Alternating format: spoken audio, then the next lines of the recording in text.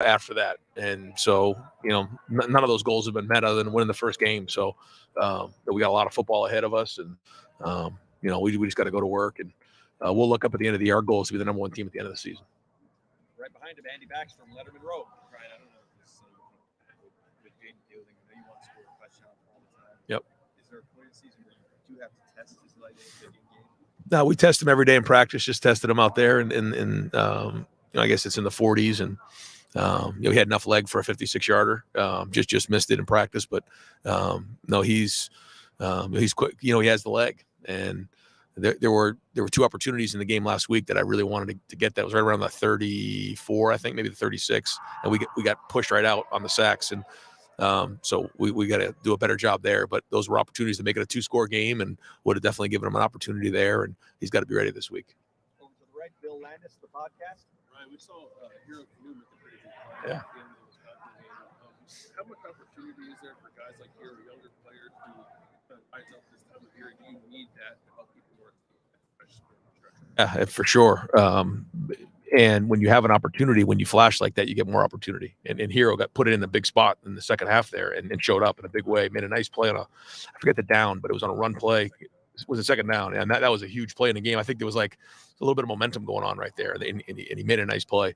So when you do that, you just build trust with your teammates, and then you're going to have more opportunity to prove yourself. So, everybody has an opportunity every day in practice to prove themselves. And then when you get into a game, when you do that, you're going to get more opportunity, and that's an example of it.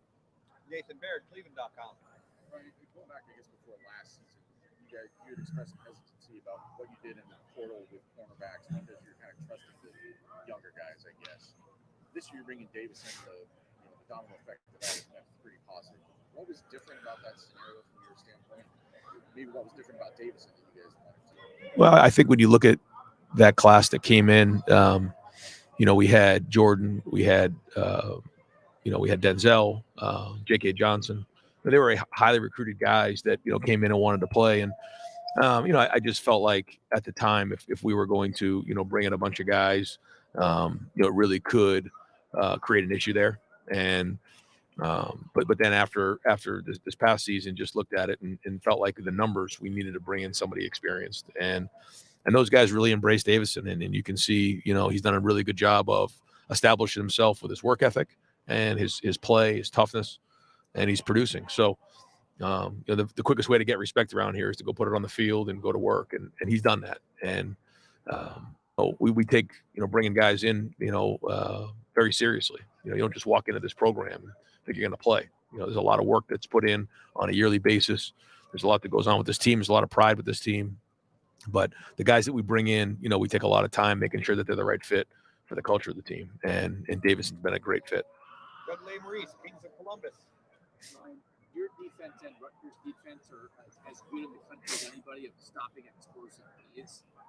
Does that factor in at all to an offensive game plan if the defense is good at stopping those? And do explosive plays happen because you plan for them, or do they just happen by accident? A little bit of both. Yeah, explosive plays, when you think about it on the defensive end, it usually means there's been a breakdown in coverage or maybe a missed tackle.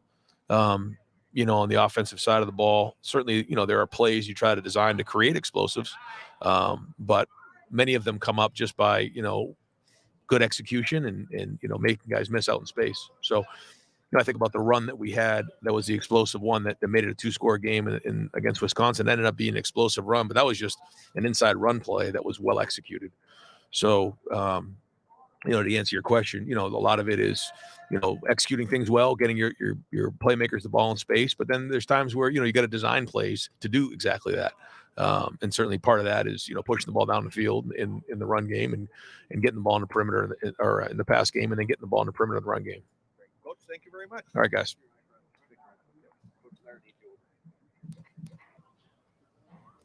Excuse me.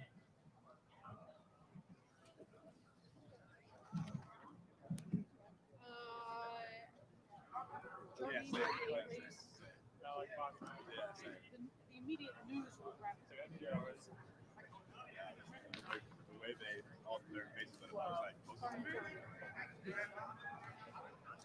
You're scouting like a game of live.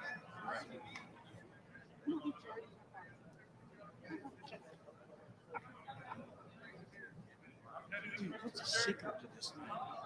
What's that? What's the secret to this thing? Sticking to the meal plan. Exactly. It's not exercise. It's Michael, we're going to put you right here. Folks, we have Michael Hall at the No, I North gotta 20. cook it up. Yeah.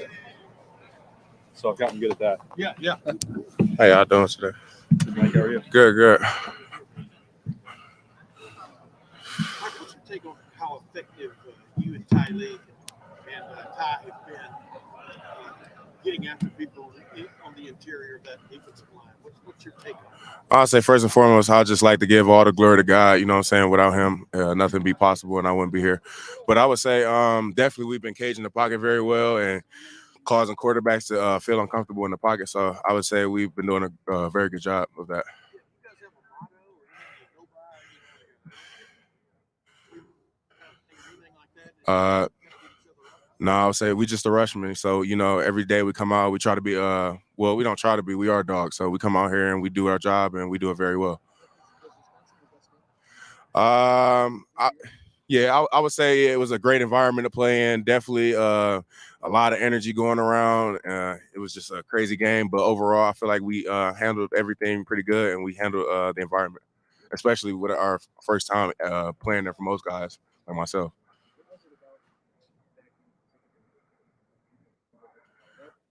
You just seemed like you had a little bit. Definitely just feeling like a couple games it's just been in a slump a little bit, so I feel like I just had to come out, just get my guys going and also get myself going, just starting to produce more and make stuff happen on the field. Yeah. What does slump look like? Yeah.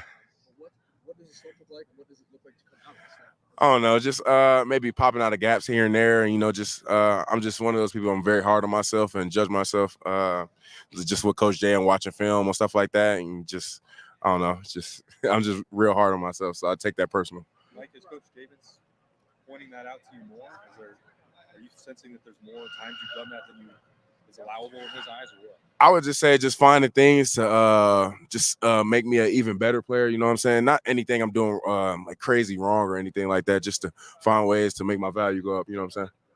Yeah, no, wait. You played one tackle a lot more this year. There's still plays where you're in the free tackle. But does your preparation change anyway, whether it's with your body or just week to week, to play the one? I would say no, not really at all. Regardless, you got to be able to knock the offensive line back. Regardless, you know what I'm saying. You got to play the run always, no matter what, because you just got to knock the ball back and get off the ball. Really. Do you feel like you're, getting more contact more in that one taking position because it is one that's going to go a lot of double team? Yeah, I would say I have been getting a lot more double teams this season. So just having to deal with that and not being too crazy with the stats. But when you check the film, you can obviously see that I'm doing my job. What's the technique as a one technique tackle when you are getting double team? You said what? What's the technique as a one tackle when you are getting double team? I mean, I just play. So basically, when we're in the run, I just play nose guard, and then we just get outside. In the pass rush, I'll just slide to the 3. That's it.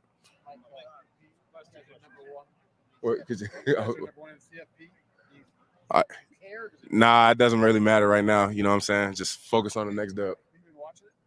No, we were at practice when it was going on, so it really doesn't matter to us. Yeah. Last question. What is Jack's story for you guys? It feels like some of the pass rushing numbers, people would want more sacks, but it feels like from an all-around basis, he's pretty good at it.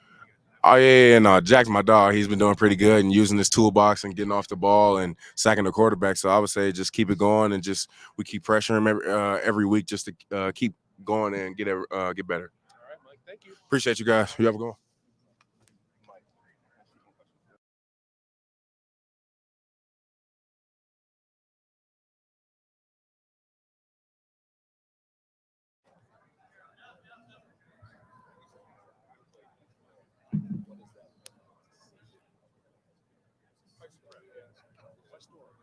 All right, West Orange, New Jersey native Cody Simon.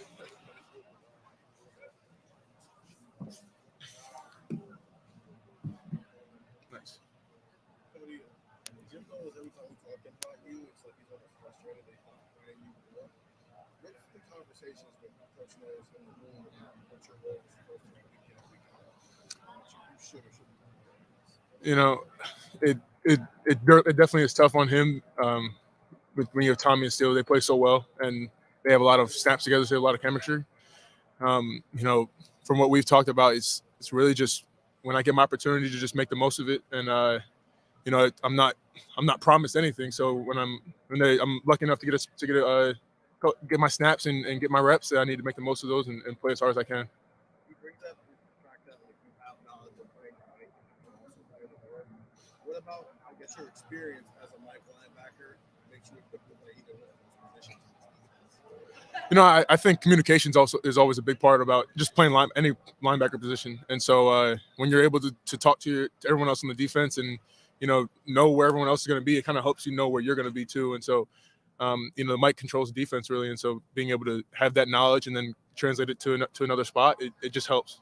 What's Jack Sawyer's value as a linebacker? He's super physical and he's relentless. I think you saw in the last game where he was at the other side of the field on that goal line stop, and he comes over and makes big plays. So, we're so lucky to have him. He's really powerful, really strong, and he makes plays.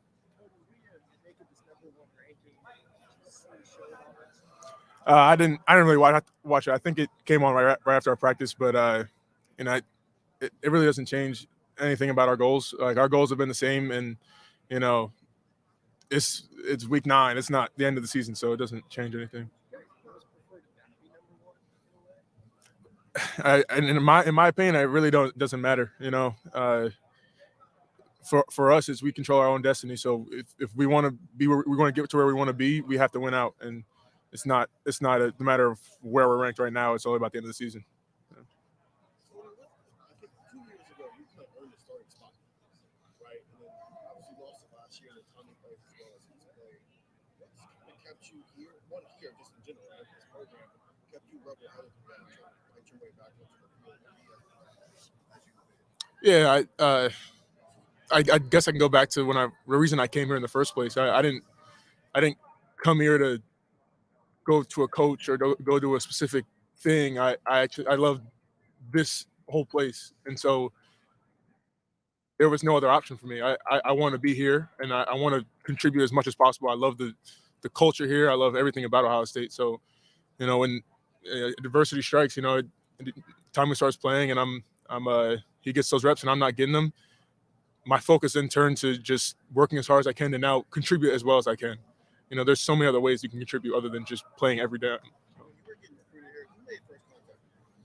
That was Coach Washington and then Halfley. So then, I know Al's still here, but Halfley leaves before you even get here. Yeah. And then Al Washington is going. You had a couple of iterations of people you've been trying to build relationships with here. What's that been like? Also trying to build a relationship with Jim. Yeah, it's definitely tough, and there are a lot of people across the country who go through it, and it's you get comfortable with a coach, and then some things happen. It's a business, so my thing was just learn as much as possible. At the next level, it helps to know different types of defenses, and it can get confusing sometimes to transfer all your information. But I just try to soak it up as much as possible and be able to think on my feet and be able to adjust. It's not easy, but it's definitely something that's gotten me better as a player and smarter as a player. Oh, 100%. He's everything I pretty much know. I know from him. So that's where I able to navigate this. You mentioned how you contribute when you don't play snaps. So how did you contribute over the past couple of games when you weren't playing as many snaps? Were you being like a vocal leader on the sidelines? What was that like for you? Yeah, definitely vocal leader, but also special teams. Yeah, it's a huge part, especially in our program. But to be able to run the punt team and be able to just contribute in all different phases. It doesn't look like a big thing to maybe the regular eye, but in every single snap means so much more, especially with the way the games are going now with the time, and games are much faster. So we're every snap is just so much more important now. So whether it's a kickoff or it's a punt, like it's super vital for the team. Cool. Thank you, guys.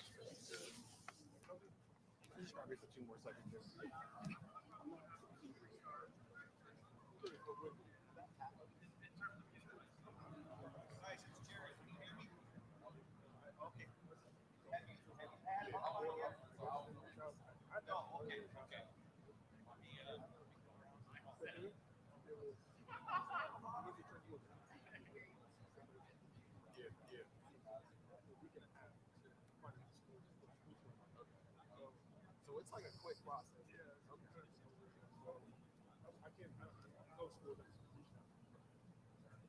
When you do win a job, Good. How are you? I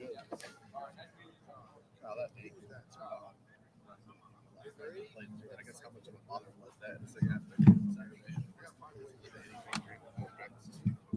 Yeah. I mean, obviously, banged it up a little bit Saturday, but I think we're at that point in the year where no one's quite 100%, and so I think just playing through it, and obviously I could continue playing on it, and then I got some treatment on it, so I got it feeling pretty good right now. What was it that happened to it? Yeah, it was on the play. I think it was like 3rd and 4, 3rd and 3, and I scrambled for a first down, and I think it was just a awkward hit on it, and obviously got up and it hurt, but looking back on the film and obviously just the way it's feeling now, it's getting better. What's that? I originally tweaked it against Notre Dame early in the game, and then kind of just been getting better and better, and then I think you kind of retweaked it again on Saturday.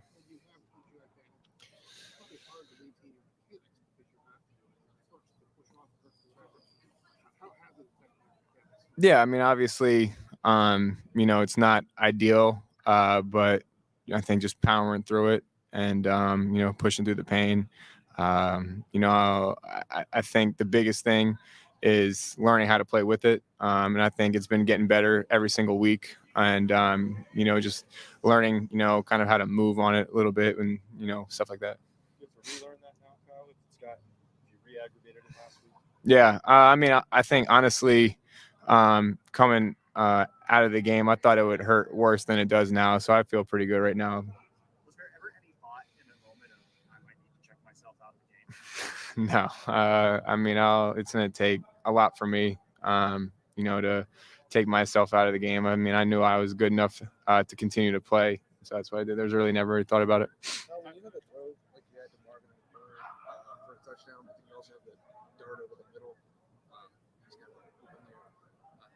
You have to try to figure out which one of those is your favorite, even one of them is a touchdown. I mean, obviously, on both plays, Marv did a good job of beating man coverage on the one, then finding a hole against zone. And I think the coolest thing about both those plays are, it's something that we worked a bunch during the week, and to see it happen on Saturday was pretty rewarding. When you have a guy like you've worked with him a lot, to say the least, you have to kind of remind yourself sometimes that it's okay to go to him 10 to 15 times a game when you know that the other guys are talented too, because he's getting a lot of targets. But even Ryan said, maybe we need to get him more targets.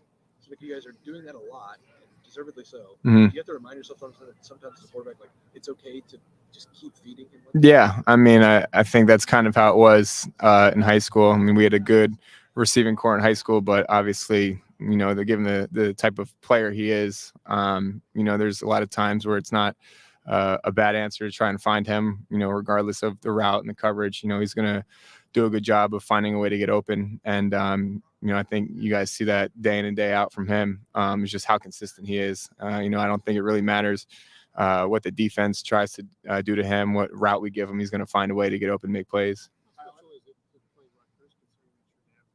Yeah, I mean, growing up, that was the team I grew up cheering for, going to their games. And so to kind of see it all come full circle, especially playing, like you said, at Rutgers, it's going to be fun. A bunch of family and friends there. And like I said, just seeing it all come full circle is pretty cool. What does it mean if you get Emeka back? I assume you will on Saturday. What does that give you? What does that give the offense? Yeah, I think early on, obviously, Mech had a really big impact in the games he played with together. And, he did a good job of, making plays with the ball in his hand. Obviously, the Notre Dame game, he had a big game there with some clutch plays. And so, I think people kind of just assume, that we have Marvin, Mech, doesn't really have a big role in the offense. And I don't think that's true at all. I think you saw it, especially early on the year, exploiting matchups with him. And so to get a guy like that back is huge. And so, I mean, he's looked really good in practice. And, I thought he was going to be good enough to go last weekend, but I think they just played it safe. So, whenever that game comes, when he's finally back out there, I'm excited for it. Well, everybody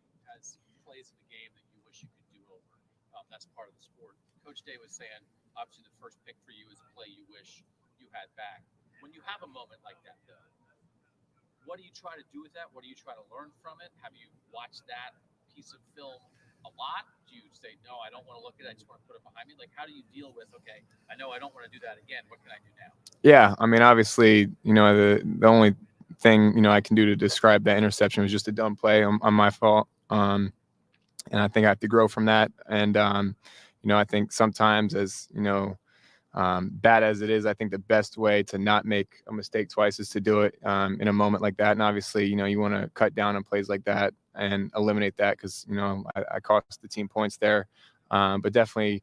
A learning moment and something that I think I'll grow from. And like I said, I think obviously you don't want to have it happen, especially in a moment like that. But definitely a moment to get better from. When you're a first-year starting quarterback, what's it like trying to strike the balance of I want to make plays for my team, but I don't want to push things too hard? I would imagine that can be for a guy who's only started 9 games in your life, something that maybe can be hard to figure out. Yeah, I think the biggest thing with Coach Day's offense, and Coach Dennis says it all the time, is you're going to get yours if you just continue to follow the rules of the offense, continue to go through your reads, and just trust your eyes and what you see. Big plays are going to happen, and whether that's throwing a drag to Marvin, having him run it in for a touchdown, or throwing a shot down the field, I mean, you're going to get yours regardless. And so I think the biggest thing is not pressing for those plays and just letting them happen as the game flows. Rutgers' pass defense has been one of the best in the country. What do you see from them, the challenge they can present this weekend? Yeah, obviously, I think the first thing is they're really well coached, and I think it's a underrated team. Honestly, I mean, they're 6-2 for a reason, and they've been playing good football and a talented group too. And so I think when you pair that with Coach Ciano, who's in my eyes one of the better coaches in college football, that's the result. And so we know that it's going to be a big test, especially on the road, and we're going to have to bring our A game. Cal, are you allowed to at least see if Marvin has a shot in almost every play? You understand what I'm saying, man? I grew up in the era of Keystone combos, of quarterback and receiver kind of being known together and stuff. But, are you allowed to peek at Marvin on every play, or is it?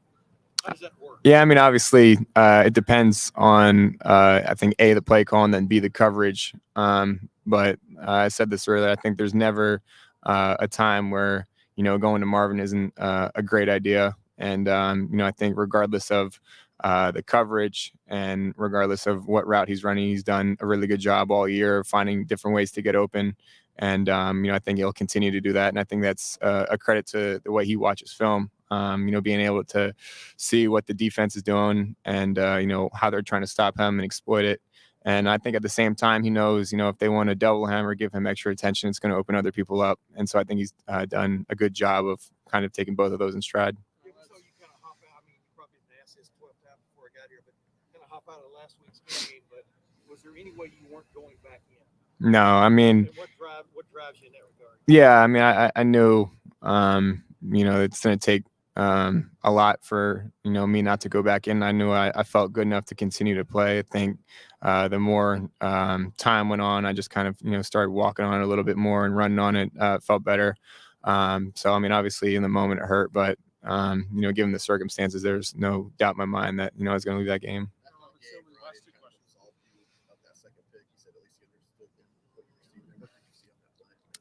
Yeah, so obviously trying to take a shot down the field, and the cornerback, I mean, he made a good play. Obviously, I have to see him and do a better job of just being safe with the ball and checking it down, but fell off Carnell and, jumped in front of the route that Marvin was running. So a look that, I hadn't seen, but I think, it's just another learning moment and understanding, that you put certain plays on film, teams are going to start to scheme it up a little bit. And, I think, he made a good play, but I think I just have to be better than that.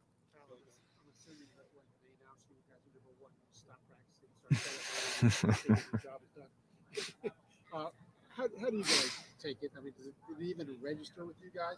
Yeah, I mean, obviously, a lot of, attention on social media is going to that, whatever. But at the end of the day, we know none of that matters if we don't continue to win. And, although it's cool to be the #1 team in the nation, it's November 1st, and just I think the biggest thing is that keeping the main thing, and that's winning. That's stacking these games and continuing to improve. And if we're still the #1 team at the end of the year, then that's the goal. Can I squeeze in one more? Yep. I thought your scramble on 3rd down when you hurt your ankle, I thought was like one of your better plays in the game. We've sort of talked about like when deciding when to run and that kind of thing. What did you think of that play? And then it's like you make a good run and then a dude falls on your ankle. What do you think of that? Yeah. So obviously going back and watching the film, we had a little bit of a quick pass called 3rd and short, trying to get the ball out of my hands and get the 1st down. And I think Wisconsin had a good call. They zoned it out and dropped out underneath, and I just kind of felt that void right there in the middle of the field. So 3rd down, if I can scramble up and get a few yards to get the 1st down, that's what I'm going to do. And then obviously when it hit me, it didn't feel great. But I think the biggest thing is just trying to keep us on schedule, any way I can. If that's, tucking my head down and picking up a few yards, that's what I'm going to try to do. All right, Kyle. Thank you. Thanks.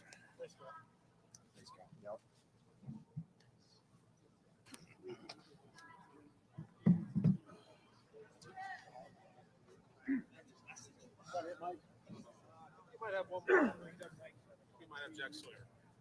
That's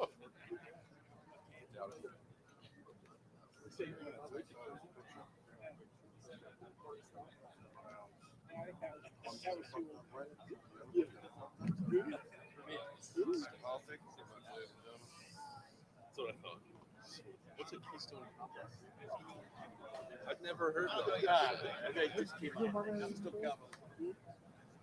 You got it. Get someone. Usually use it for like shortstop and second base. No, I haven't. That's what I'm asking. It's where Norman.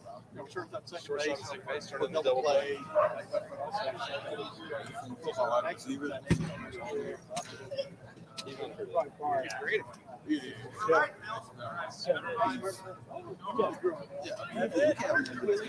Back it up. In the 5s, 40s, man. What you doing? You guys on the radio? Dang it.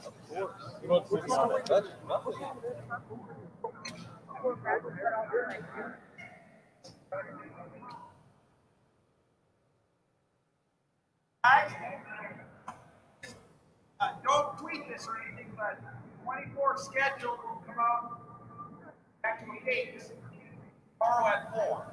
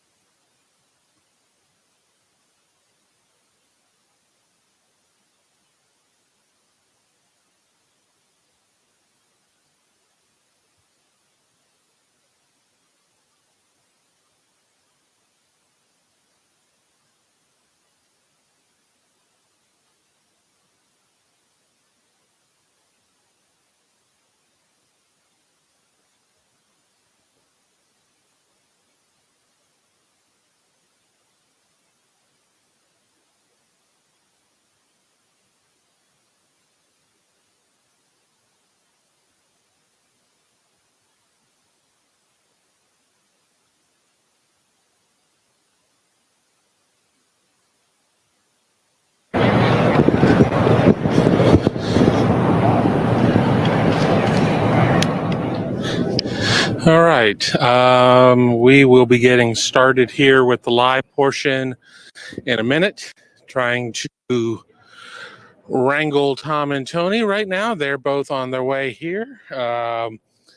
We have heard from Kyle McCord, Ryan Day, bits and pieces since they started early on us. Several other players that did not appear on camera as well.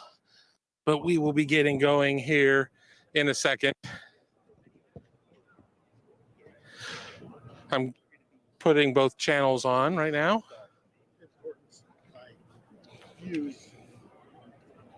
Thank you to everybody who's stuck around. We've not really dropped much in our numbers during our movement. I will get these guys out here. I now have Tony with a microphone. Don't worry that I haven't set the shot. I will get that set before we get going. Tom is moving his gear over here as well. I will have you know, nobody is wearing blue today, so I don't want to hear about that in the comments.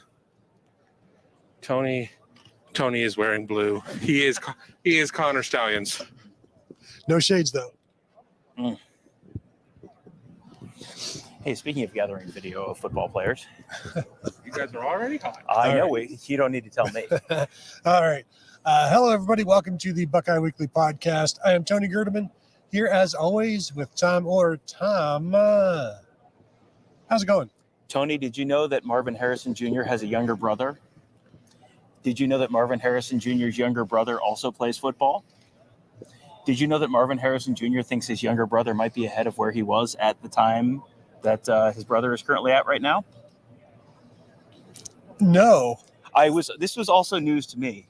How old is this younger brother? He is in 8th grade.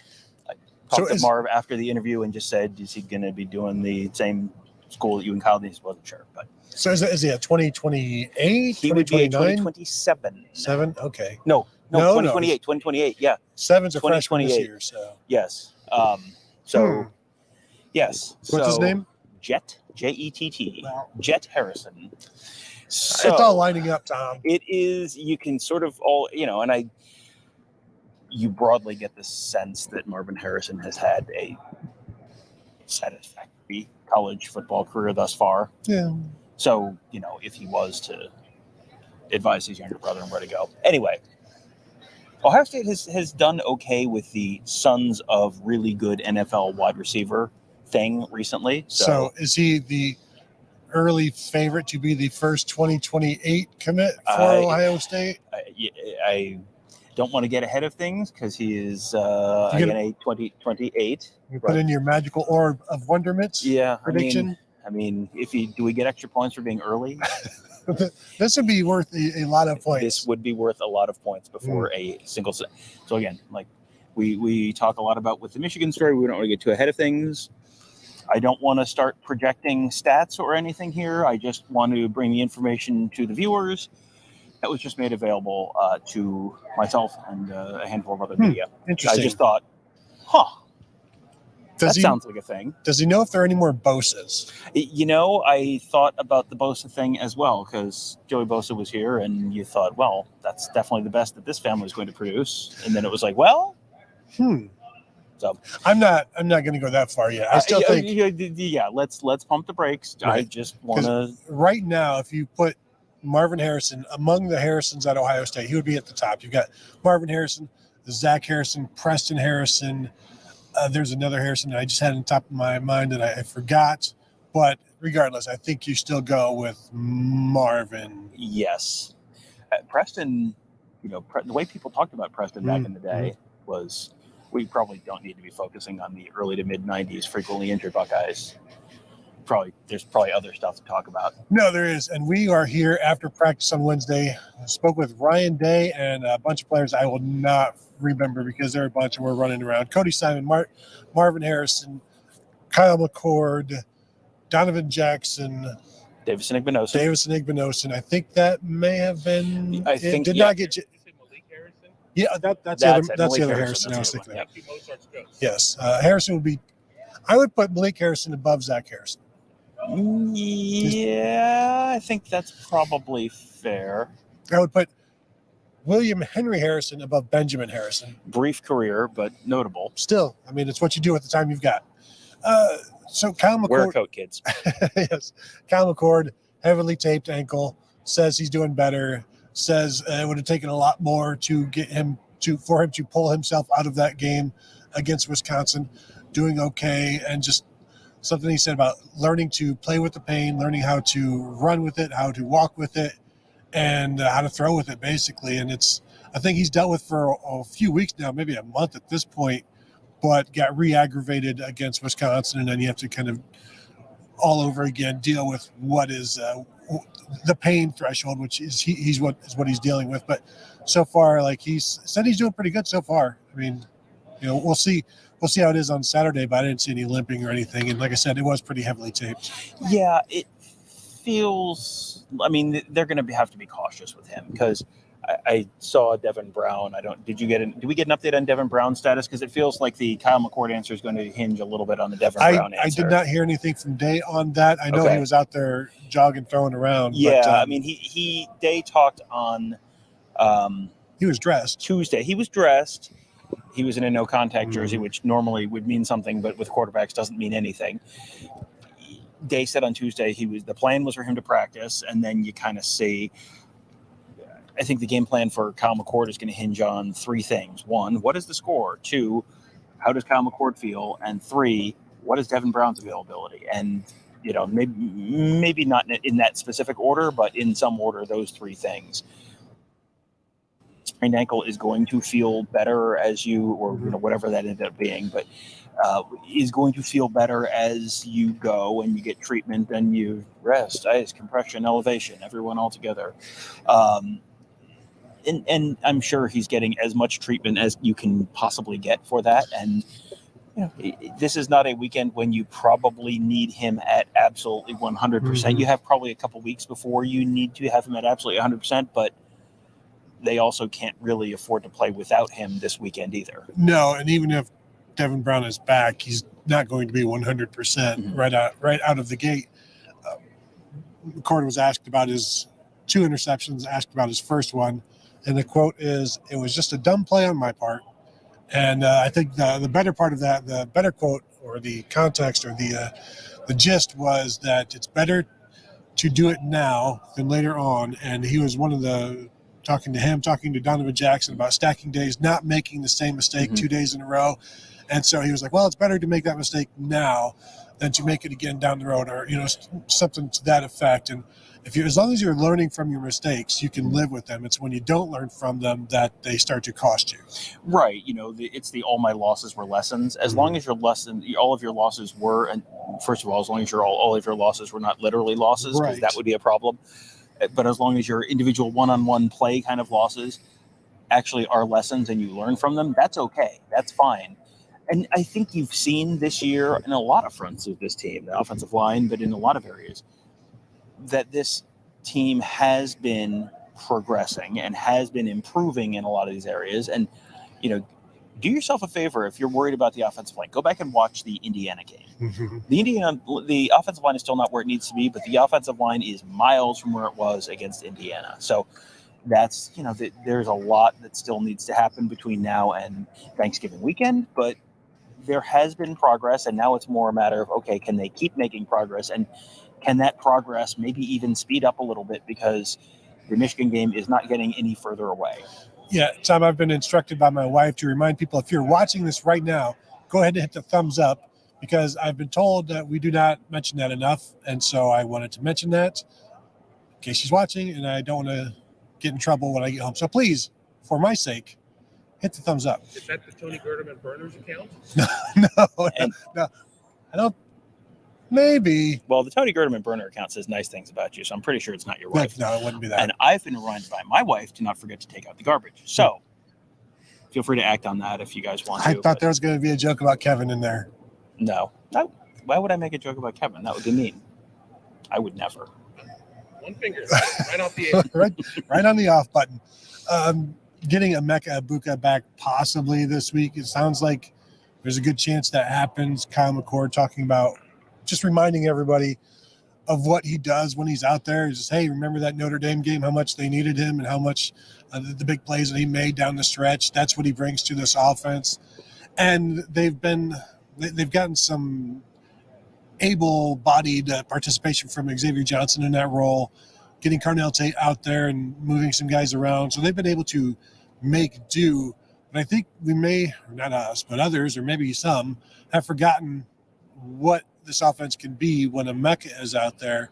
And that's something that Marvin Harrison also talked about. It's just the frustrating aspect of never being at full strength offensively for very long. And he mentioned, like last year when they didn't have Jackson Smith and Jigba for nearly the entire season, and this year not having Emeka out there is it's been tough.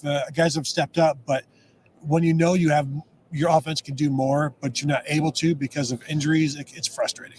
I'm sure it's frustrating right now, and I'm sure it's frustrating for everyone, the other receivers who are maybe a little more covered, for Kyle McCord, who is maybe has one fewer potentially wide open or, hey, watch this dude do something superhuman kind of guy out there. But also, we want to flip it a little bit. Boy, okay, the offense looks okay right now. You saw what a difference it made to get TreVeyon Henderson back last week. That was a whole different offense than it was a week or two earlier. Now, if and when you get Emeka Egbuka back, and watch me, I'm going to hold my breath that they're going to get him back this weekend. Ready? He's, maybe he's good to go this weekend. Does that have any correlation to whether he plays this weekend? Well, it hasn't so far in the past, but I guess we'll see on Saturday. Yeah. Whenever he comes back, then you have someone else in addition to Marvin Harrison, someone else in addition to Cade Stover, who, if you haven't taken a look at where Cade Stover is in the Big Ten receiving standings, he is Michigan's leading receiver is Roman Wilson, and Cade Stover is virtually identical to Roman Wilson. He might have like one fewer catch and 15 fewer yards or something like that, and that's after a 0-for-0 last week. Cade Stover has turned into like a legitimate receiving threat for this team, and you have Marvin Harrison, and you add potentially Emeka Egbuka in, and you have TreVeyon Henderson back, and it's like, okay, if the offensive line continues to improve and Kyle McCord continues to improve and get healthier, you may be cooking with gas sooner rather than later. Yeah, and getting TreVeyon back like they did last week, talking to Donovan Jackson about what does that do for an offensive line. And he said, obviously all of the running backs bring their own thing, but he gets north-south really quickly. And when you see that success, it builds the morale, then builds the momentum, and they kind of feed off of the success they're having, because it's hard to feed off of 0 yards on first down, 2nd and 10, 2 yards. Now you're at 3rd and 8. It's hard to build off of that momentum, Tom. You have to have success if you want to build off of success. Yeah. And the success rate on a 0 yards on first down and 4 yards on 2nd and 10 is the success rate there is 0, because you have to have to be 4 yards on first down and then half of what you need on 2nd down in order to be considered successful. So, but this is. I talked to Ross Fulton about this on the Buckeyes tomorrow morning episode that dropped tonight. And if you want to see the video with all of the plays in it, you can do that on the Huddle board presented by Jeff Ruby Steakhouse at BuckeyeHuddle.com. There's a regular version that's just Ross and I talking like we generally have for the history of that show. That's on YouTube. If you just want to hear us talk about it, if you want to watch it with the plays and be able to sync that all up, you can do that if you're a member of BuckeyeHuddle.com. But Ross talked about how they're diversifying the run game, and it's not just sort of the same base stuff. They've really sort of figured out, okay, this is some stuff that you can do. Here's some stuff that you can do off of the stuff that you've done that works. Then all of a sudden, some of the big hits are stuff that they haven't necessarily shown a whole lot. Some of the big hits from the Wisconsin game. Some of it was just better execution. Some of it was diversifying, figuring out what you're good at, doing that more often. This is, again, all these little pieces. You're sort of stacking, you're sort of building. It is a process. A season is not a, if you're just sort of like the same all year, you look great at the beginning of the year and then you look terrible at the end of the year. This is a team that has shown kind of continued growth in terms of skill, in terms of scheme, all of that kind of stuff this year, which is, now that you're heading into November, this is when that really starts to matter. Yeah, and when you're doing more of the stuff that defenses aren't ready for, haven't seen much of, and you're doing it well, that also builds to you being able to have the confidence to do the stuff you haven't been doing well better, because that's something that Ryan Day has talked about, all of the coaches talk about. During the week, you continue to work on what you what you do well, you perfect what you do well, but you improve what you don't do well, what you've been struggling at, you bring that up, you raise that up. And they have been hitting some big shots in the running game in this past game. And then I think that gives them confidence to, all right, let's go back to, off tackle boundary type of stuff and do that. And suddenly it works a little bit more. One of the things that Donovan Jackson said was that when you know what you're doing, you play faster. Mhm. And so over this course of these 8 games as a unit, they know more of what they're doing. There's still one thing here, one thing there that holds this back from being the 200-yard per game on the ground offense that we've known it to be over the years. And I don't know that they'll get there this year, but if you can get it randomly, like this particular game, you got 200, that's a positive step. And I think a Rutgers defense, which has been pretty stingy, it's Rutgers, but you never want to regress to 103 yards on 37 carries. Right. Yeah, you've got to. This is not, if you have not spent a lot of time looking at or thinking about Rutgers this week, this is not the 2019 sad sack end of the Chris Ash era Rutgers. This is a Rutgers team that looks like, an adult has been in charge of the program for a few years and has started recruiting players who are at least, on the Big Ten level. This is not playing a mid-level MAC team in Big Ten clothes. It is playing an actual Big Ten team. They're 6-2. They don't have any great wins yet, but neither does Michigan. So, should Rutgers be ranked in the top 4 of the college football playoff? Probably not, but I mean, you can't say no. This is also a Rutgers team that has not given up any big plays this year. I was looking at the CFB stats earlier tonight, and it is amazing how many categories Ohio State and Rutgers are 1 versus 2 in terms of big plays allowed. Rutgers number 1 in the country, having allowed 4 plays of 30-plus yards. Ohio State second with 5. Rutgers and Ohio State tied for first in the nation with 0 40-plus yard plays allowed. And Rutgers is first in 20-plus play. Second in 20-plus play yards, plus yard plays allowed, with 13. Ohio State 5th with 19. I mean, this is a game where you're going to have to be methodical. This is honestly probably a pretty good test for Ohio State, where this is not a team that's going to beat them, almost certainly, but it's a team that's going to force them to be precise. Mm-hmm. This is a team you have to be. I mean, the players keep talking about being on their P's and Q's, which I don't know when they were talking to my grandmother 30 years ago, but they apparently were. They have to get all the little stuff right. You have to, you can't have that, 4 guys in the offensive line did their jobs, but 1 didn't, and so therefore the play blew up. Okay, 2 receivers ran the right route, but 1 guy didn't, realize he needed to do fill in the blank, and so then the play blows up. You have to do all the little stuff. You have to be really methodical, really meticulous against a team like that. Not because they're incredibly talented, but just because you're probably not going to just be able to do the chuck one deep to Marvin Harrison play 3 times and boom, it's 21 points. You're going to have to really be focused and methodical. That's the kind of thing that probably prepares them a little bit for later in the season when you're playing better competition. I'm just going to go ahead and throw out dibs on the bold predictions of at least 1 play of 40-plus yards. Ohio State at least 1 play of 40-plus yards. You can have Rutgers having 1 play of 40-plus yards. Both of those worth 1 point. Lock it in. I will take Ohio State. Farm on Ohio State having at least 1 play of 40 yards against Rutgers. It is fool's gold. They have played Michigan's schedule short of having to play Michigan. They're trash. Kevin says he would bet the farm on Ohio State having at least 1 play of 40 yards or more on Saturday. Rutgers has played trash. Did you say including Michigan? No. I said they played Michigan's schedule short of having to play Michigan. Yes, they've played Michigan's schedule short of having to play Michigan. But they also did have to play Michigan. Are we in agreement? Ohio State 1 play of at least 41 yards on Saturday. We're not going to do this now. We'll have to save it for the show. We will name that tune up to, I don't know what the number is going to be, but I guess we're going to find out. I can't. What is 17 plus 34? 51. 1 play of 51 yards or more. Cannon. Boom. Lawyered. Next. Davison Igbinosun will be playing against his brother.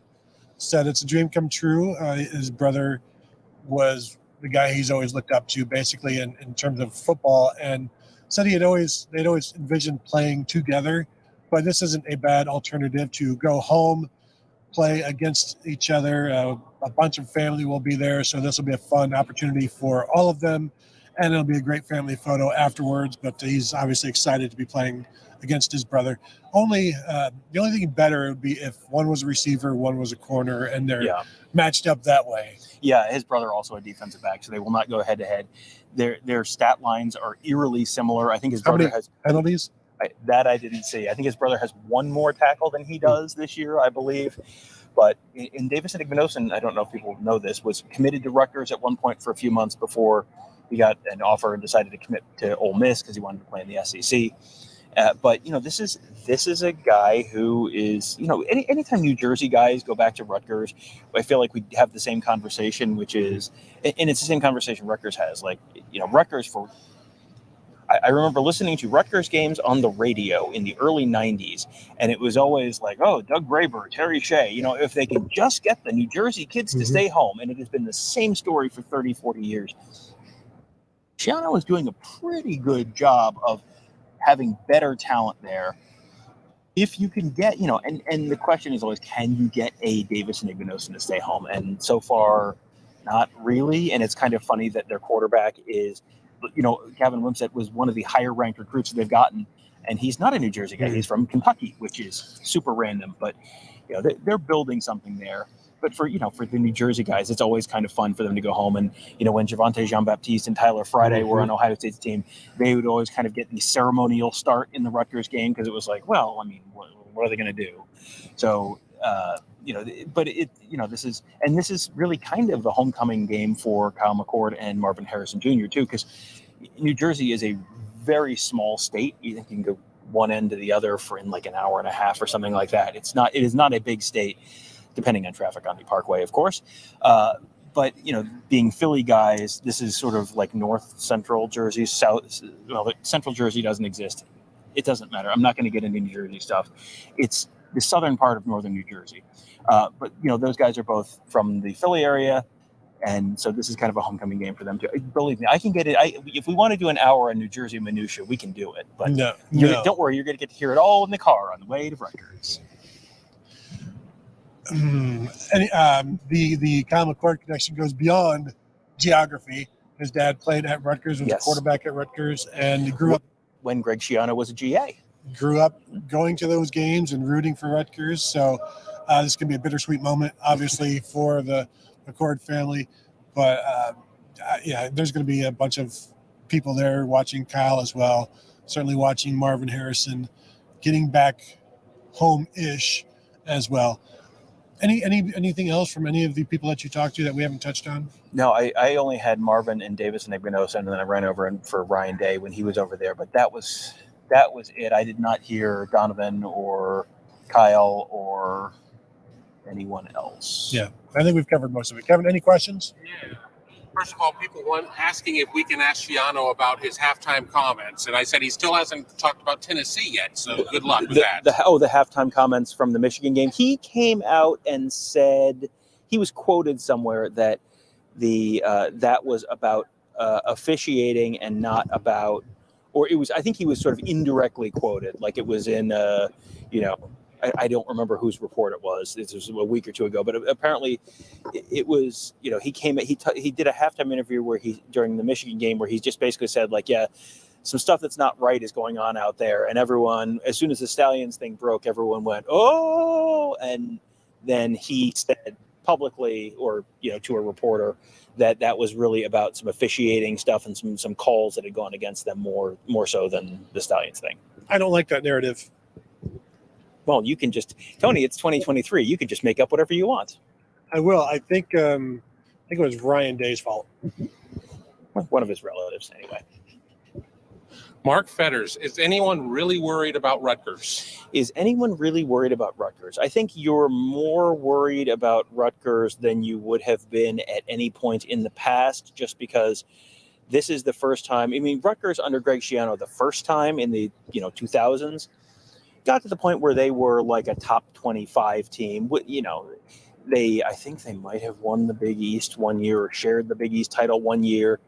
They're not winning the Big Ten in the early 2000s, but they got to the point where they were a top 20-ish, top 30-ish team for a couple of years.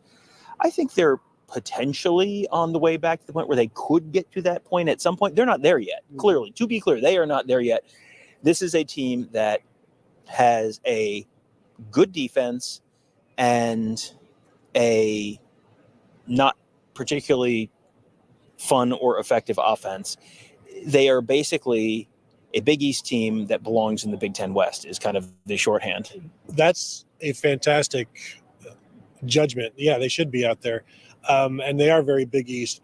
I think it's not that you don't worry about it. This is still a dangerous game in that if you sleepwalk through it, you could be into a game in the fourth quarter where you're like, you got to crank it up. And sometimes it doesn't crank up when it's that late in a game on the road. But I think they're going to be wary of all of that and do everything they can to start quickly.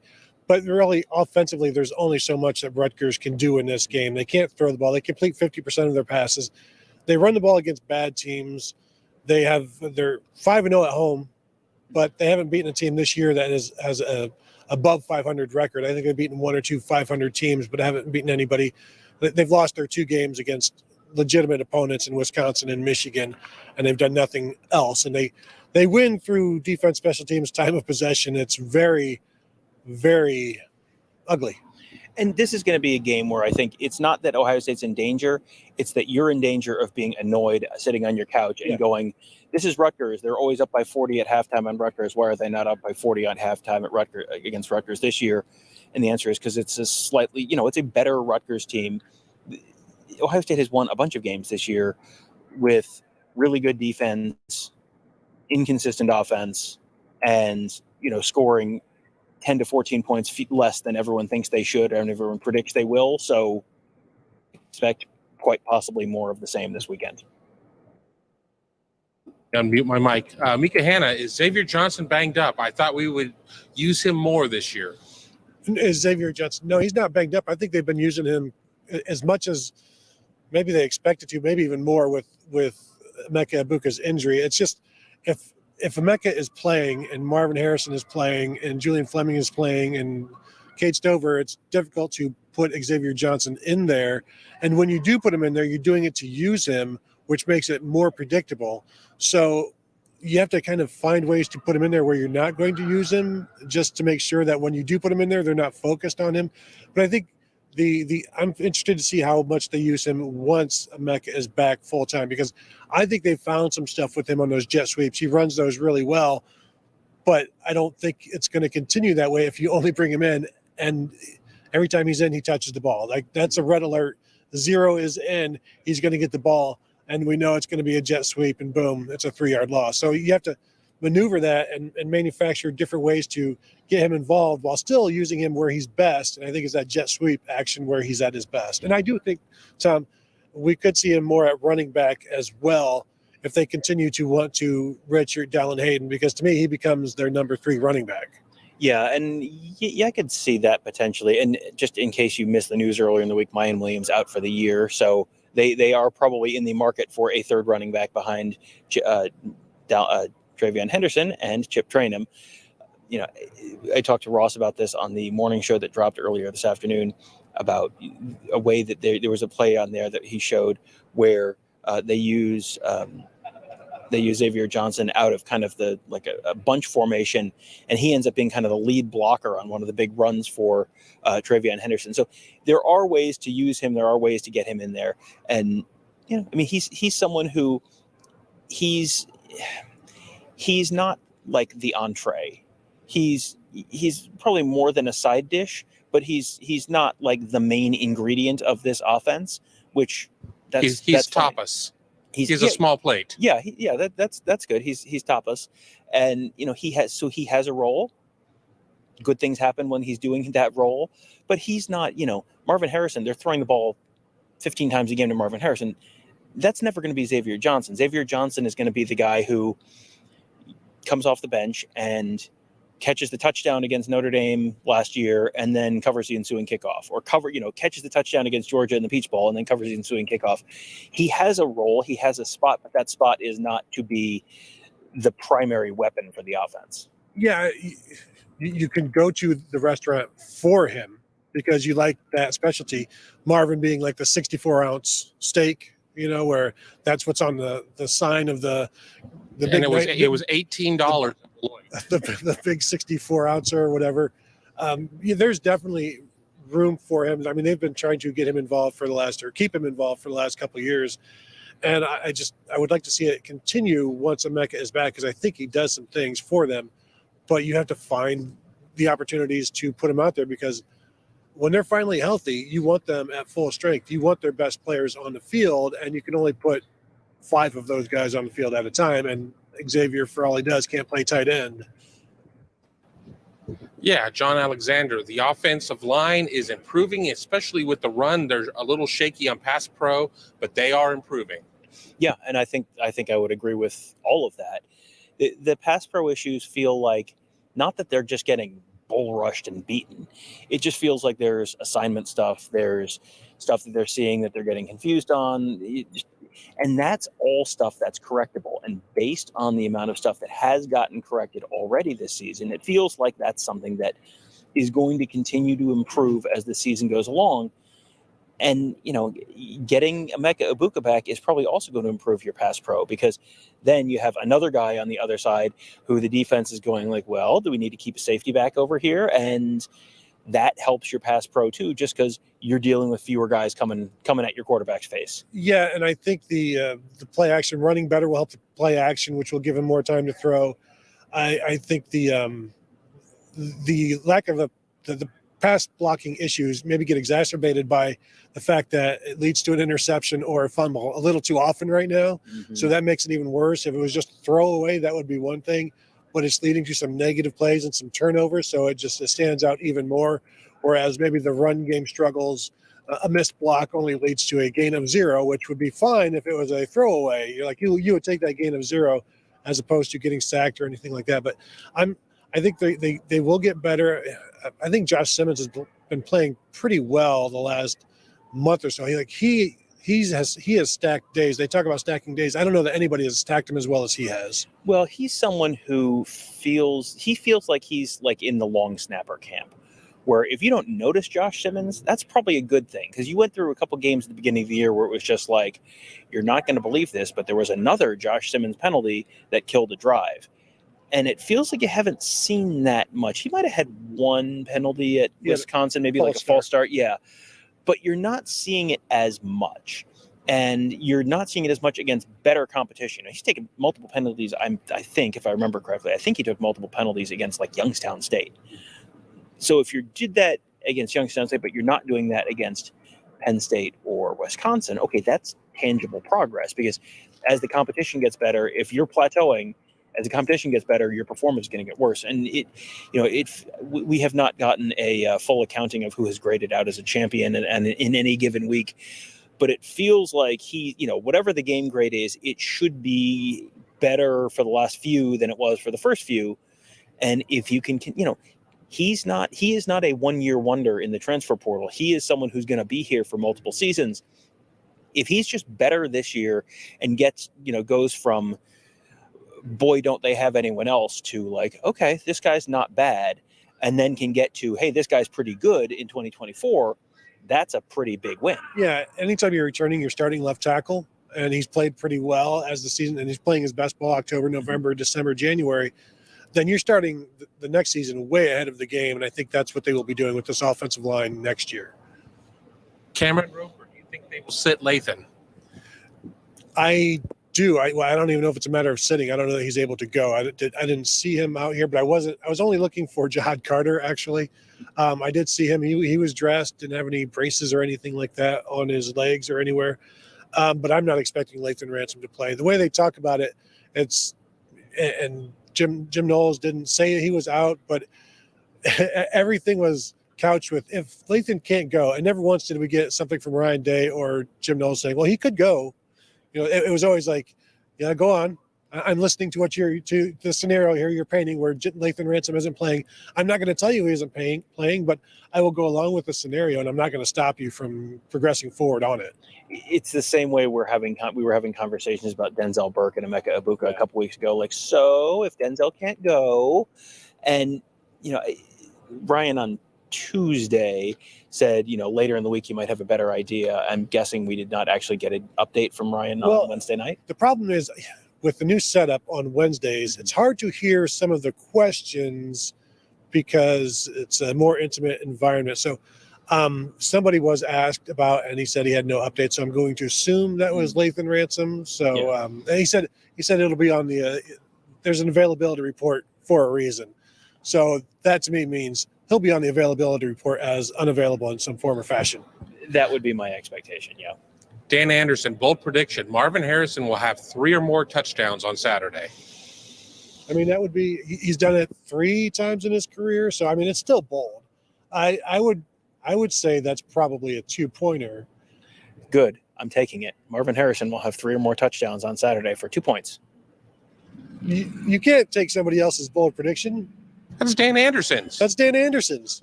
He's not in the competition. Connor Stallions, you thief. This guy, look what I have to work with. Just shaved the goatee. You can't just wander in, hoity-toity, take somebody's, even though we did talk many weeks ago about how we should do bold predictions live. And if we hear one on the air, we'll just take it. Yeah. But we did talk about that, didn't we? Right, but we did enact it. Because that would be wrong. Until now. No. 3 touchdowns for 1 point, 4 touchdowns for 2 points. It's like a carnival prize thing. 5 touchdowns for 3 points. Hummus Hero, Rutgers is no longer a cupcake. They are now like a bran muffin. Smaller size and shape, but with more substance and not quite as easy to gobble up. And also, you don't want to schedule too many Rutgers on your schedule because it can lead to. They do play at issues. SHI Stadium. They sure do. You gonna wear your SHI hat? It's been in the garage for like a year and a half, so it might have spider webs on it. So yes, I will. Walter Flynn, getting way ahead of ourselves. If the Buckeyes were to meet up with Florida State in the playoffs, how would you defeat them? By scoring more points. Next. I was going to say fewer points, but we'll see. I think it's the defensive line is where you disrupt things, and then you contain Jordan Travis. Denzel Burke and Davis Dink-Benosin versus Keon Coleman, Johnny Wilson. I think that those would be some fantastic matchups. I would like Ohio State's chances more if they have Lathan Ransom back by then. I'm not going to spend too much time thinking about this possibility because it's the first week, and what I need to do is go back and see how many of the first week matchups actually ended up happening. I wouldn't expect that it's many, but I do want to go back and look because I think that'll be it won't mean anything, but it'll be interesting to know. And I like to know a lot of things, Tom, that don't mean anything. And I think if you're Ohio State, I mean, how does that game shake out? Is that a 2 versus 3 game and Georgia wins out, and because they've beaten Missouri and Ole Miss and Kentucky and Alabama/LSU, therefore all of a sudden they have a great resume and they're number 1, and Florida State does not really have anyone tricky left on their schedule, so they're maybe number 3. If Ohio State wins out, then they're number 2 probably, because they're going to play Iowa or Wisconsin or Minnesota or whoever comes out of the West at that point. And, so then the Alabama thing, we saw this in 2019. LSU jumps Ohio State to be number 1 and get the first round bye against Lincoln Riley's Oklahoma because Ohio State played Wisconsin and LSU played whoever at Georgia, I think, in that year. But yeah, that's a matchup you could see in I think that's like a 2-3 Rose Bowl kind of matchup. So it's certainly possible, but Ohio State has a little bit of work to do to get there. Well, Ohio State's going to play against paint chips if it goes to the Big Ten championship game because the Big Ten West is the Big Ten West. What's in those paint chips, Kevin? Lead. Next. Lead and leaders. El Suzabo. Tom must practice and perfect a totally stupid Connor Stallions voice. Streets demand it. I didn't know there was going to be a second part of that. I thought she had said Tom has perfected the totally stupid. I'm like, well, you make us. That's a Well, great that's just point, Tom. Sue. Yes. Can we go back to lead and leaders? Because man, that is so good. I feel like that needs to not get overlooked. That was lead paint and leaders. That's the Big Ten under the current system. But your Counter Stallions impersonation, we don't know what this guy sounds like. Right. What do the Spy versus Spy guys sound like on Mad? I don't think they didn't talk. They No, but they were just very animated. Did they squeak or anything? I don't know. Don't squeak. I don't know. They weren't really guys. They just were like hats with eyes and like beaks. I thought they were like pelicans or something. I never cared for Spy versus Spy in the magazine. Weird. Odysseus 2002. Who would best challenge the knight in a joust? Tom, Tony, or Kevin? Okay, so this is the Rutgers Scarlet Knight. Now, are we talking about the one that's on the horse, or are we talking about the plush mascot? Because my answer will maybe be different depending on which one we're talking about. I need more information. Please follow up with additional context. I don't like horses. I'm not afraid of them. I just don't want to be bitten by them or trampled by them. I'm not scared of it. I just don't want it to happen to me. So I wouldn't mess with that guy. The plush guy, I would be confident that I could take him. Now, when you say joust, do we have lances? What are we jousting with? Yeah, you generally joust with lances. I mean, what else would you be jousting with? Okay, so when I was a kid, there was a Medieval Times. And Tony, I have great news. Lyndhurst, New Jersey, Medieval Times, Hungry Huddle on Friday. Where can you get a turkey leg with flying bits of horse butt? I mean, come on. No. Have you? I had two stories here. I had a turkey leg at Disney World once, and I nearly choked to death, and I had to like pull into my throat a bone, like a sliver of a bone, out of my own throat so that I would stop choking. But fortunately, I had like a yard of beer to wash everything down. I did go to Dolly Parton's Stampede, Dixie Stampede, like in Pigeon Forge. Yeah, up in Pigeon Forge, of course. I mean, I'm from Ohio, so I think everybody has done either there or Branson. Why not both? So I've done that sort of thing. I've never been to a Medieval Times. They go out of business. They went out of business like in the 90s, but New Jersey perpetually stuck in the 90s. It does not surprise me that they have something like that still going. You go there with your IROC and you yeah. I said New Jersey. Well, I know. T-top. Come on. Got to do T-top. There are no utensils at Medieval Times, Tony, because there were no utensils at Medieval Times. But you can get a Pepsi. Learn that in a movie starring Matthew Broderick and Jim Carrey, in which Matthew Broderick wears a sweatshirt from which university? Rutgers. There's Ohio State University. There's a better Matthew Broderick movie. It's War Games, where they hack Yes, we're not going to War Games, the restaurant, so that's irrelevant, Kevin. Next question. Biloxi Blues, the restaurant?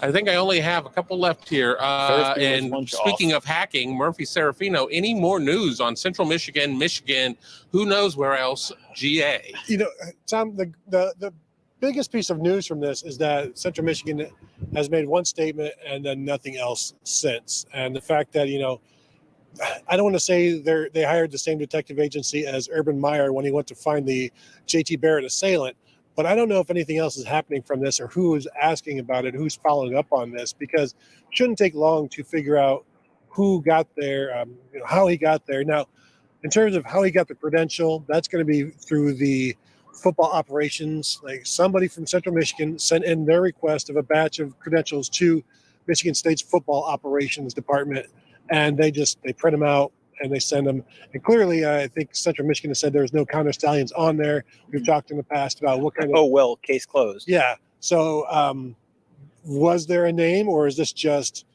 general? You know, general admittance, visitors bench.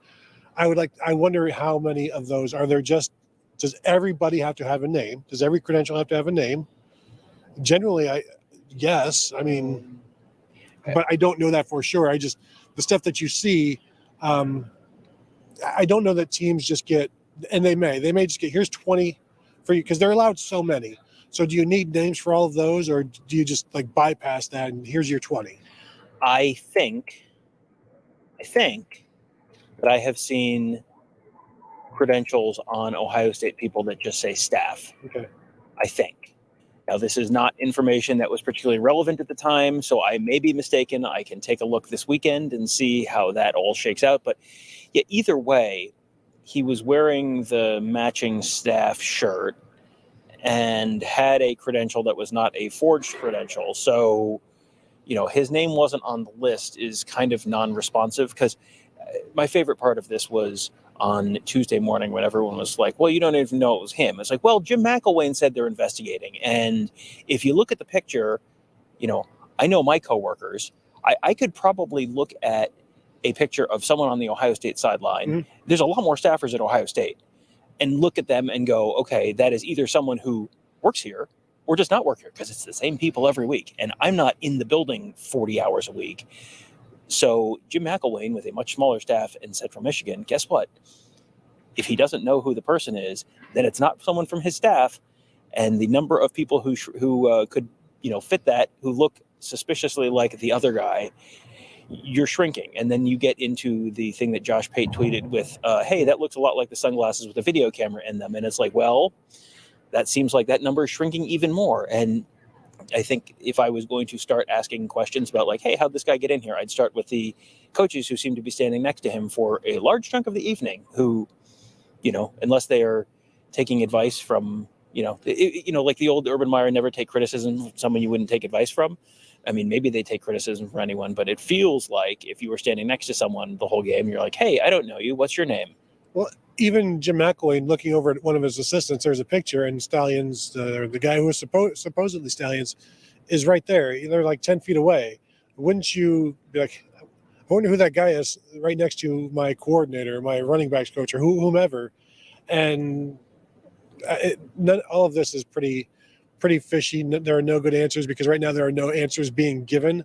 And what's the next answer to come? We can't speak about an ongoing investigation. It's like, well, this is an internal investigation. You could speak on it, and then do you just keep kicking it down the road and be like, well, we're still looking into it, and it's like they'll stop asking by February.